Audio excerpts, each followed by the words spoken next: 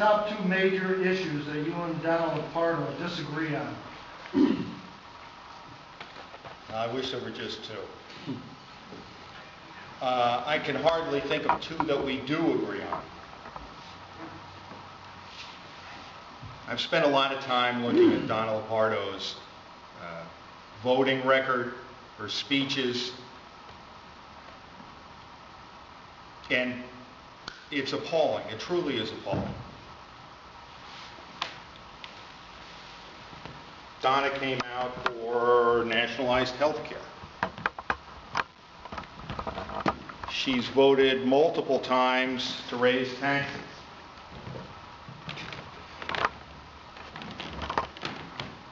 She supports Sheldon Silver as the Speaker of the Assembly. She votes for him for that position.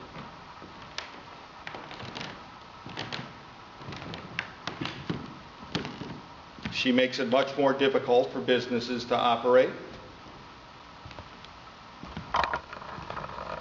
She voted for gay marriage.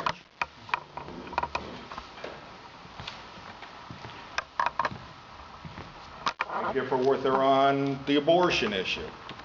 I can't really think of anything that she does right.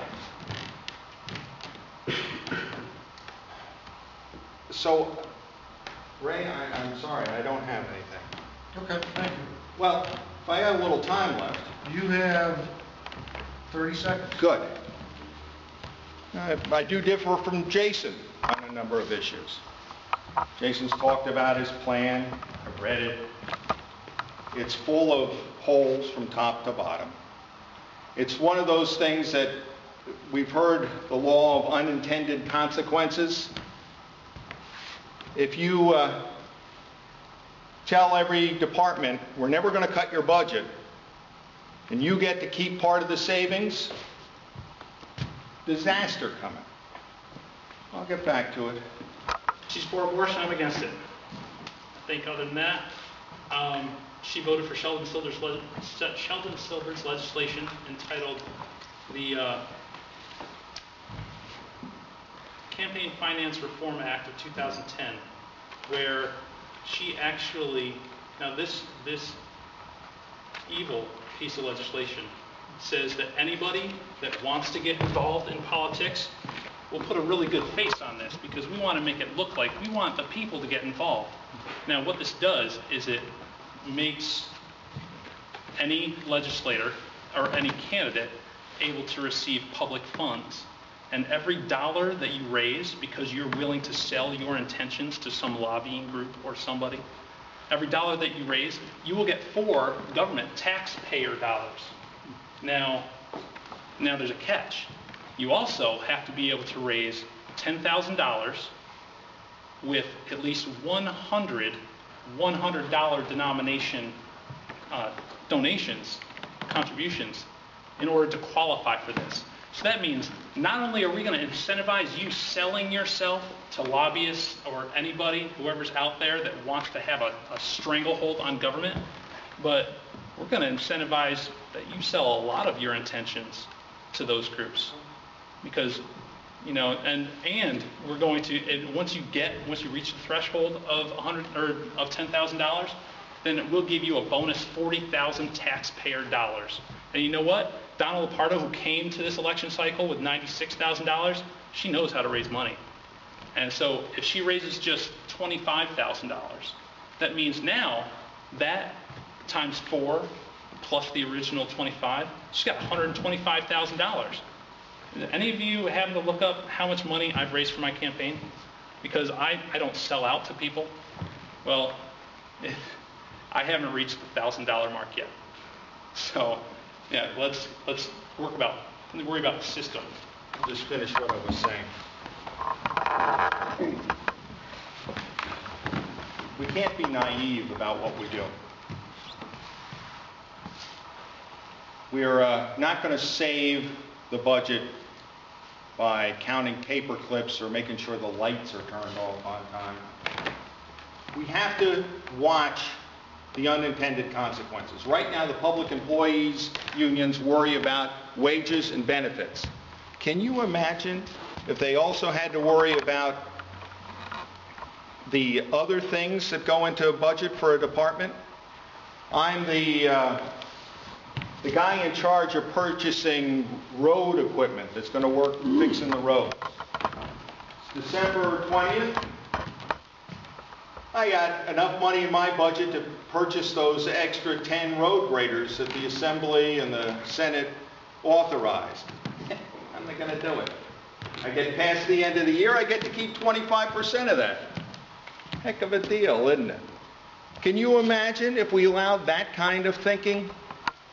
Naivete is not the way to go when you're picking an Assembly person. Will you support a mandate that calls for the annual New York State budget be made available for public review for 7 days before a final vote by the legislature? Yes.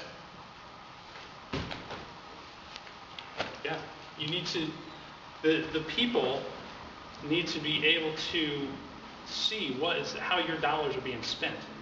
Now, having answered that question, I want to go back to a previous question because I got the time. If we are letting a system stay in place where we incentivize expenditures, that vehicle that could have been fixed, but they got the okay to spend it, they're going to spend that $50,000 on whatever vehicle it was that they got the okay to spend it on, instead of spending $5,000 on fixing it.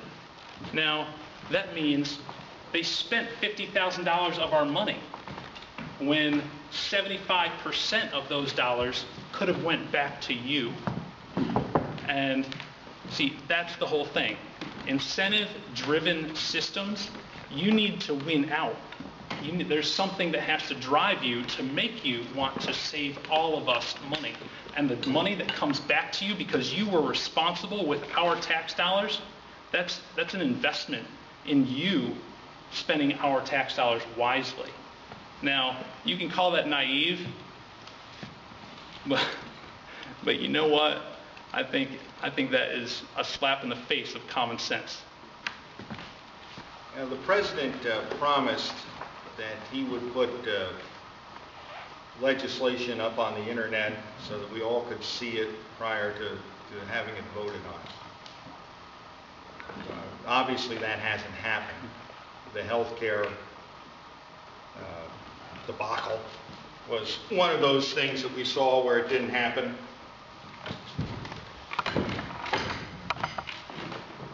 Government should be open. Government should be transparent. Government should be accessible to everyone. Most people aren't going to pay attention, unfortunately. But your folks are the ones who are. And you're going to tell them about it. And I appreciate that. When we look at what our government's doing, we'll get upset. But we can't get upset, well, we can get upset about whatever you want. But we talked about some of the red herrings before. Don't get too sidetracked by the little things. Pay attention to the big things. In sports, it's called keeping your eye on the ball. Unfortunately, sometimes we get distracted, and politicians are very good at distracting us. Kind of part of their game. Put people into office who you can trust, people who you think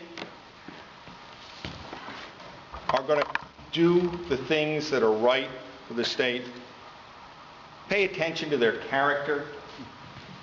Pay attention to their history. See what they've done in their lives. See what they've accomplished outside of politics. Make sure that they're on their way and they've helped other people on their way. When you have the right people in office, they're going to do the right thing for you.